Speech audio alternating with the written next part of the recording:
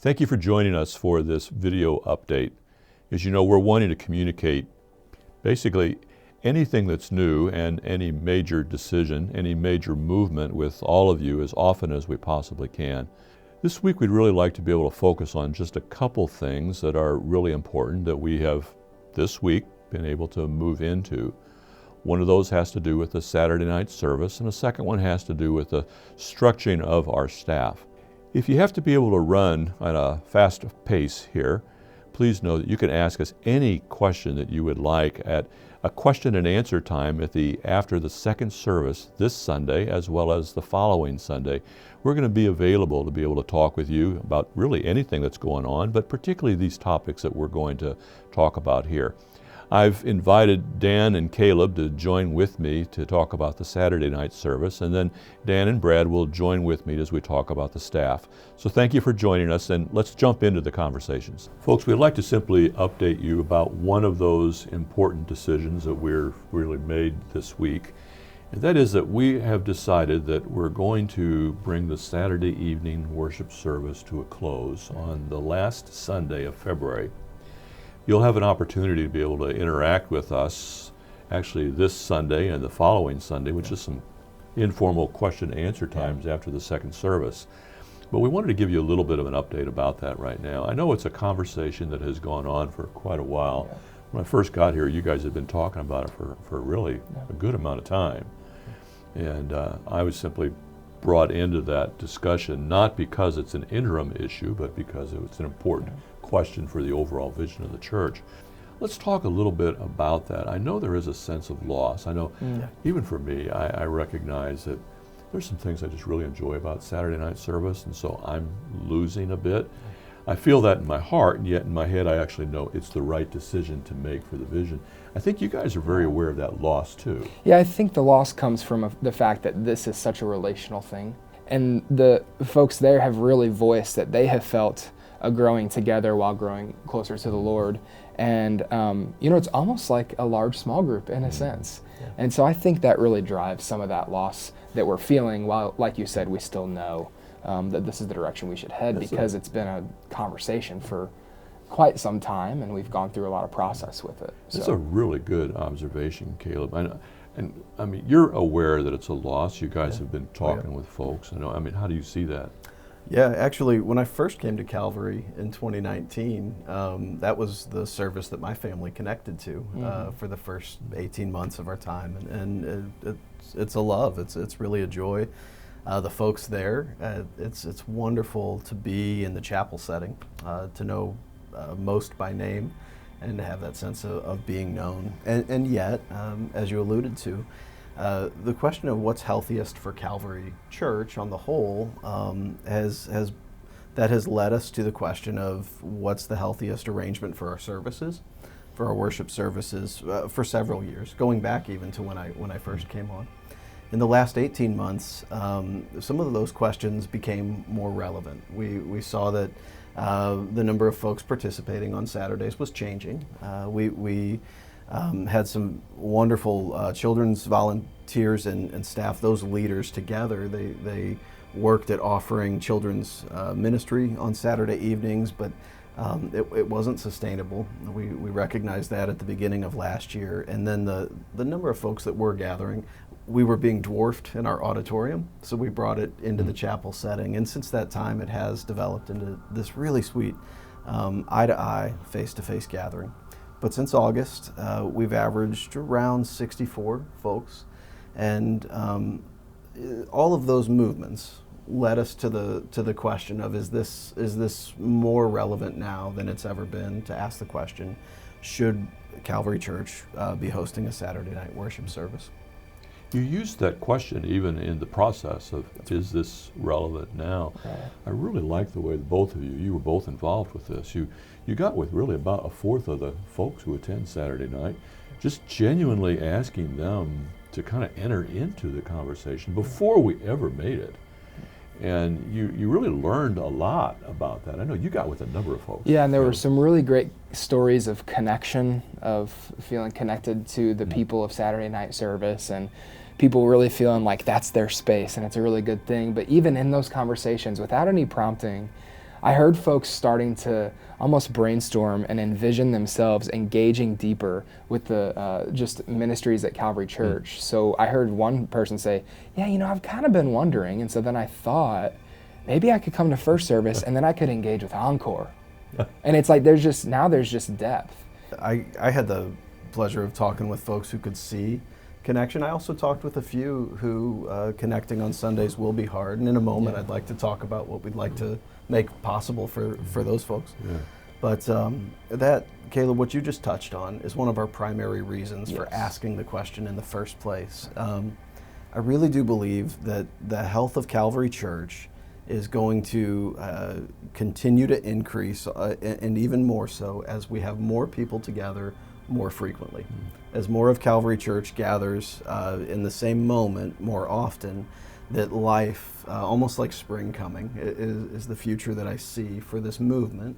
And for the folks that have been at Saturday night, we've come to understand that for at least 2/3 of them, at least 40 of the 60, it's going to be a pretty easy movement. To have them involved in groups, in serving, and in worship altogether, I think is going to, again, increase the life and vitality of Calvary Church in the days ahead. So that's really the main reason when it finally came down to it. I know in an interim season, much as in any season of church life, when you're wanting to strengthen, what are we doing in the vision of the church? You are really needing to be together, and there is something about the informal as well as the formal relationships and communications that take place when you are all in, to use your term, in that same space. Yeah. It's very difficult to be able to move a church forward in vision when you're isolated, when you're in different places. You can talk about it with a few folks, but you miss out so much of what actually happens with life and with communications. We really want to be able to say, hey everybody, we want to keep you up to date with things, and so we want everybody hearing the same thing at the same time in the same ways, instead of all these different ways. Yeah. And it keeps us on the same place together. And so I know for me, is it a loss? Yes, it is, but at the same time, I really think it's the best thing for the vision of the church. I really appreciate the way you guys went about it. And I know you'll be available to have, to just answer questions from people, certainly this Sunday as well, as I mentioned, and we'll be able to do that. So thank you for the update very much. I appreciate all the work for that. Yeah, and Paul, one question that someone may ask. You may be thinking, or you may know someone who's on your mind right now and thinking about them asking the question where Saturday service has been the only service they've been able to attend because of life circumstance. Been in contact with a number of those folks. I count them friends. And we're encouraging anyone who feels that that's their situation to let me know. Would love to see a Saturday night group, Calvary group, start up. The building, we have space available. We'd love to support that with coffee and really good things. We actually have talked about our own personal commitment to caring for and being with, as we're able, the folks that might create that group. So if you're interested, or someone you know is interested, reach out through email, a Connect card, call the office, but let us know that you'd like to be part of a Saturday night small group kind of setting, and we'll be continuing to put that together in the weeks ahead as we lead toward our final Saturday. On that final Saturday, there will be a dinner as well. A celebration. A celebration. Anyone at Calvary that either loves Saturday night or loves our friends at Saturday night service is welcome to come out, enjoy worship, enjoy dinner, and we'll end on a high note. Let's talk about that second area of update that we've mentioned in this particular video and for this week. Folks, we have continued to work on the staff structure as well as the elder leadership. You may remember at our congregational business meeting a number of weeks back, we shared what the leadership structure would look like between the teams with the interim and actually the ongoing teams as well. Brad, you're involved in a couple teams that are really ongoing. They're regular parts of our ministry now, the finance and the personnel. But we mentioned that we're really trying to clarify specific roles as well, and we have now done that. Really exciting to be able to do that. I've been told by a number of folks that it finally lets them know exactly who does what. And so we've got these job descriptions that we've really written and created for that. We're continuing to train the elders as well. And yet let's talk about those job descriptions that are specifically in your areas. There will be another implication, folks, that we want to talk about for this as to the size of a staff. But let's talk about what those roles are. Dan, why don't you start talking first about the roles that are in the transformational ministries? I'm very excited about transformational ministries and the way our teams are shaping up.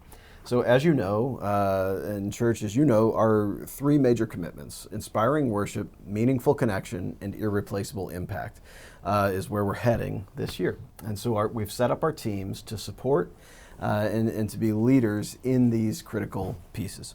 Under inspiring worship, Caleb Carlson is continuing as our worship director. We're really grateful for his service. One thing I'm very excited about is alongside Caleb's role as worship leader, we're bringing Kyle Bradley, who's our communications director, into the inspiring worship team, a way of looking at things as we think about how we communicate with the whole church for clarity, for inspiration, and with love.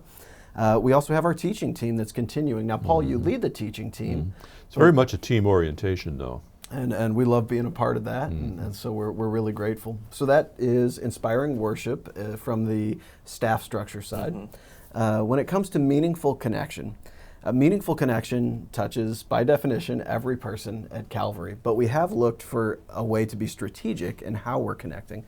So Jeff Harding is serving as our family ministries pastor, as well as his team that consists of Matt Baer as our student director, Christy Lamb as our children's ministry director, and their teams of people that are just wonderful to work with. Family ministries at Calvary matters.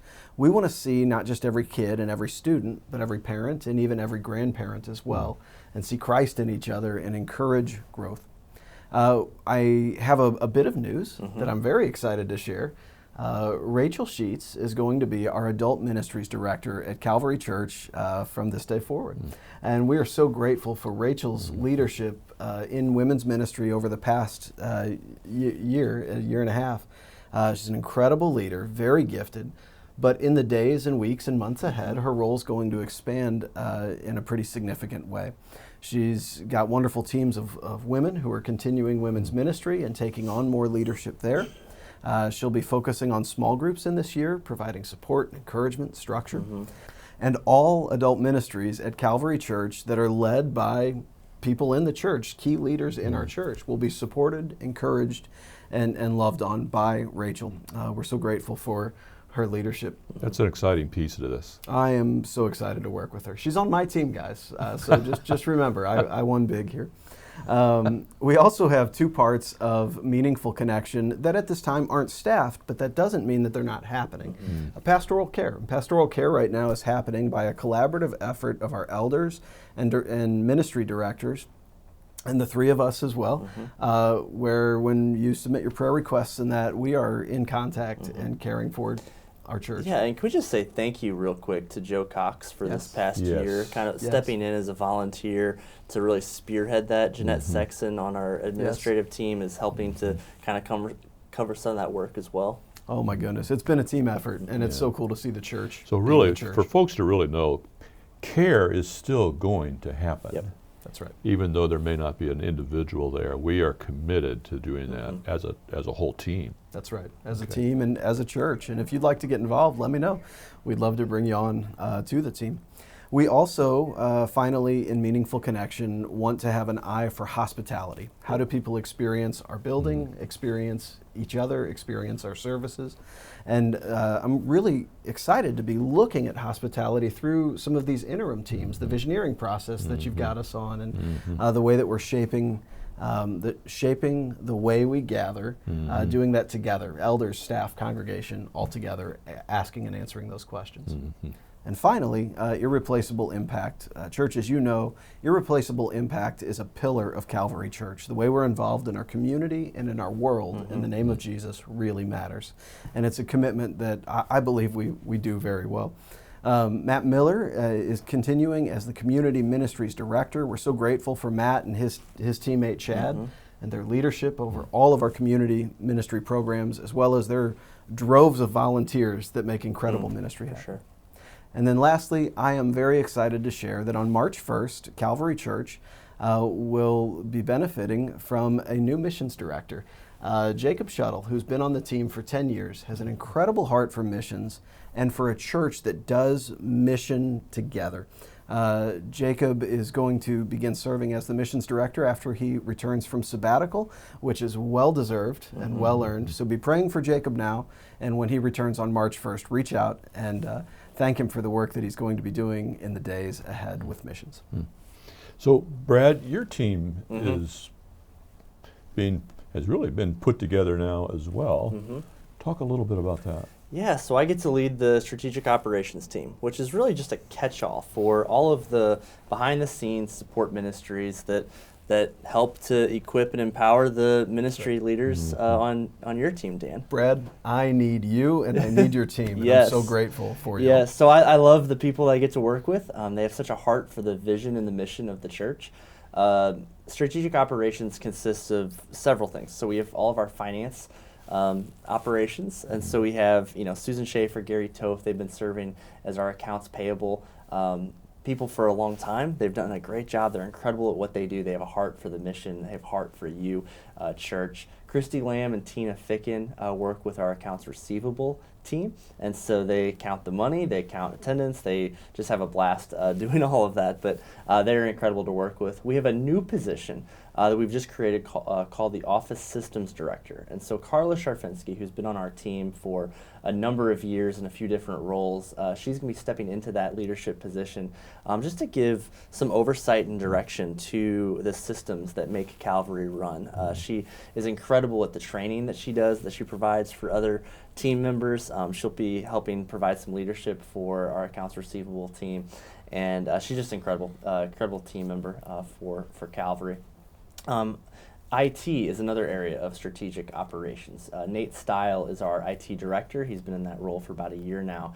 Just an incredible person to work with. He oversees and manages all of our computers, all of our telephones, all of our systems that require plugging something into a wall. He is the stakeholder for that, and so he's great as well. Website, so all the things that get to push to the website from an events, from a ministry standpoint, Peter Stile and others work with our database called Rock, which powers and drives all of that.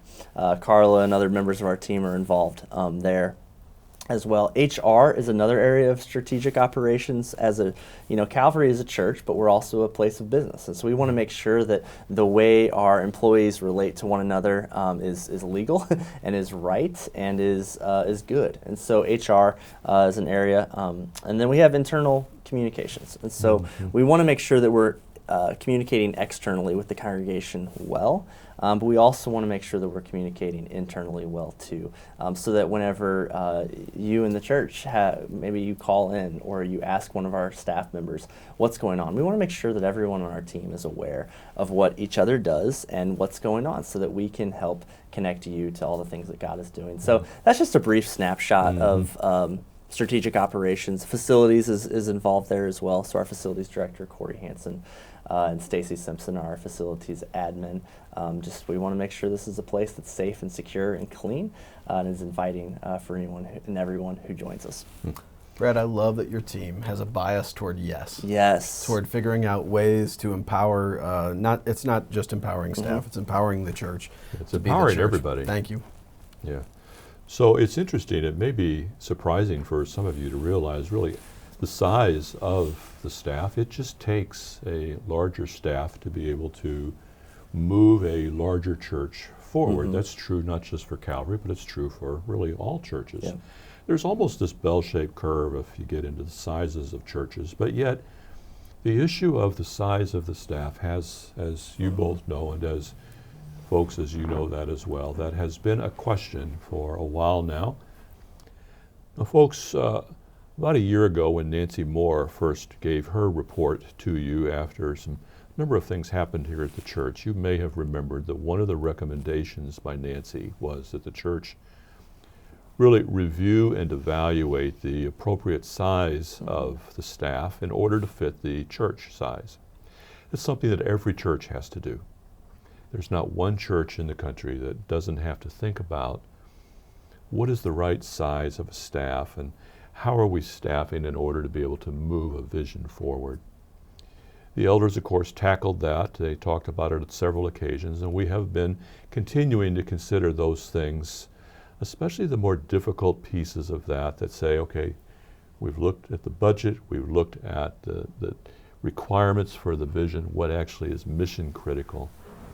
And we're sad to report that there are a few layoffs that will be part of this process this week.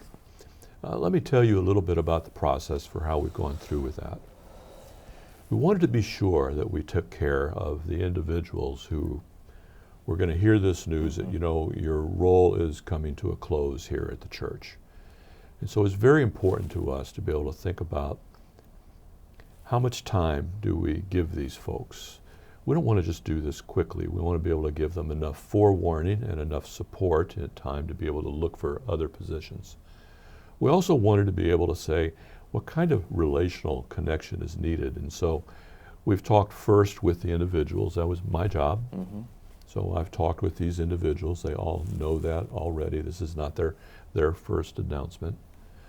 We've also talked with the staff so that the staff has the opportunity to be able to talk about the loss of this, because there is a loss of this for somebody that you have appreciated and worked mm-hmm. with and really come to love mm-hmm. on a team, as well as a congregation who loves each of these staff members as well. They've all done a wonderful job. Yeah. Folks, this is not disciplinary. There is nothing in anybody's actions that has led to this for them. It's really all has to do with thinking about the vision and the structure and the appropriate size of a church to fit where we are. We've also made sure that as we move forward with these individuals that we're going to provide some help for them. I've found over the years that may be the game changer whenever somebody has to face a layoff, is to be able to say, is there a way that we can help them even as they consider what their next season might be? Is there a way that we can come alongside of them rather than simply making an announcement to somebody and then kind of coldly, with a lot of just a sterile world and culture, being able to say, well, you've now moved off. No, we're saying, it's not that you're just now out of our radar. You're not out of sight for us. In fact, if anything, you are in more sight in our eyes right now because of having to walk through a layoff. And so that's been the approach that we're doing. We're making sure that we are financially taking care of them, we're relationally taking care of them, and we're trying to come alongside with that support for whatever it is that they would need in this. Now again, I said it's not a large number, so there's basically 3 folks that I've talked with this week. Just for you to know, without going in a lot of details of that, Jaron, you have seen in the worship services, and some of you have been involved with the college ministry. You come to know Jaron well. Unfortunately, Jaron is one of those this week that I've talked with about a layoff. And Paul, there's a number of families and students who have really appreciated Jaron's dual role in the Fuse student ministry as the Fuse worship leader for the last couple of years. I know he's going to be, his absence is going to be felt. Very much so. In fact, the little bit that I've gotten to know Jaron, I'm really impressed with Jaron. Jaron has a lot of strengths that God is going to use in the future, but Jaron is one of those. The second one is Carla Curry, who has provided in basically your team, and yet she's really worked very closely with you as well for providing a lot of behind the scenes work in getting materials and resources, I think even food things, Dan. Carla is the face of Calvary Church at Sam's Club and Costco. Oh, that is right. And she's been wonderful to work with. So I've talked with Carla this week. She will be facing the layoff as well. It's a part-time position for Carla, but it's a crucial one. The work that Carla has done will be brought under this whole office management, this office strategies part. I think, Dan, Brad, you mentioned earlier about the change of an office manager piece, and the work that Carla has been doing will be there. And Carla particularly is somebody that we want to be sure we walk along well with and be able to support her and her family. So grateful for her. She's a wonderful person. And the third, of course, is in the women's ministries and discipleship in your area, Dan.